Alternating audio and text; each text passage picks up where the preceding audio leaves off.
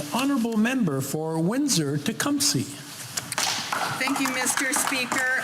So I have, what, 11 minutes, 12 minutes? Time? Oh, no, because... Okay, thanks. I'm gonna see how much of this I can get through. Thank you, Mr. Speaker. Our NDP Opposition Day motion exemplifies the progress we expect governments to make on behalf of Canadians. And in today's connected world, having access to a phone and high-speed internet is no longer an option. It's a necessity. Despite being essential, broadband access and wireless service are far from being affordable or reliable in Canada. The internet is increasingly the world. It permeates nearly every aspect of our personal and business lives. For small businesses and entrepreneurs, reliable access to broadband internet can be the difference between success and bankruptcy. For teachers and parents and students, these services impact the quality of our kids' education and even access to post-secondary studies. For healthcare providers and social services, reliable connections can help save people's lives. For low-income people seeking jobs, access to the internet is crucial and can make the difference between obtaining employment or not. But it's not only the economically disadvantaged who have little or no access to the internet. It is also citizens and businesses in remote and rural areas. Without access to the internet, a business might miss important opportunities to reach new customers and employees. Here's an example of some of what rural communities are experiencing right now. Let's look at Dubreuilville in Northern Ontario and the riding of Algoma, Manitoulin, Kapuskasing, whose concerns were brought to the attention of the Minister of Innovation, Science and Economic Development on several occasions. The situation in that township is quite dire, even though they pay high internet fees. Not only is service slow and spotty, but the connection is so congested that even those paying for high-speed service are at times receiving no service at all. And additionally, those who are already connected and living in the community who wish to transfer their current service when they move within the community are experiencing the same problems as new residents. Bell advises them that there's no capacity on the system to accommodate them. Without appropriate connectivity, the promise of the internet and in a digital economy are muted in places where it could be of most use to level the geographical playing field. Unfortunately, the problems faced by Dubreuilville are not uncommon. There are small communities across Canada hoping for reliable, quality, high-speed service that can support their growth and provide the same opportunities that urban centers receive. Without this, the transformative powers of modern technology are largely unavailable, and it hinders their ability to attract newcomers, businesses, and it also impacts on their efforts to diversify their economies. In my riding of Windsor, Tecumseh, people don't realize that there are a lot of people that have no internet service or lack of high-speed service in the former Sandwich South area of the town of Tecumseh and the city of Windsor. And this is something that is very shocking to many people to realize that we still have these pockets where there is no service for you to be able to access a government website, to download a document or an application, to apply for your passport.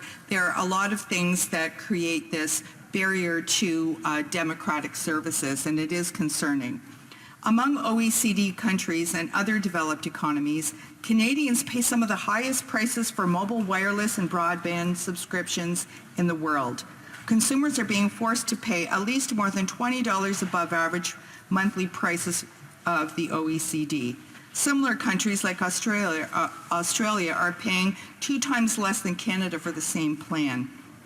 This hurts our economy and it hurts Canadians. While Canadians are paying skyrocketing prices, in 2017, the profits of the Big Five telecoms totaled $7.49 billion, and their profit margins have reached an astonishing 38.3%. High prices and the outsourcing of jobs outside Canada are the main cause of these massive profits. Canadian telecoms companies make more revenue per gigabyte of data than almost any other company in the world. In 2018, the total revenue per gigabyte in Canada is roughly 70 times higher than in India and 23 times higher than in Finland. Canadian companies made 35 times what Indian companies made for the same data usage in 2017. As a result, Canada has lower data use than almost any other country in the world. Furthermore, even though Australia has larger geographic challenges than Canada, it invests more per capita on telecommunication services in between the year 2005 and 2015 and offers faster network connection speeds, while all of their plans are cheaper than those available in Canada. They continue to make billions in profits, and a quick research shows that Bell, Rogers, and Tell You Also received close to $50 million in subsidies and more than $700 million in contracts from Trudeau's Liberals.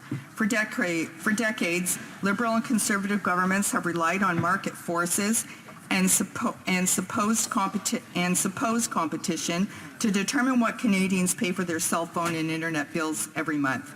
This is wrong. They did a few aesthetic changes here and there, but nothing that will significantly help Canadians afford these services. The Liberal government continues to put the profits of these rich telecommunications companies ahead of people's wallets. It continues to put private interests ahead of public interests.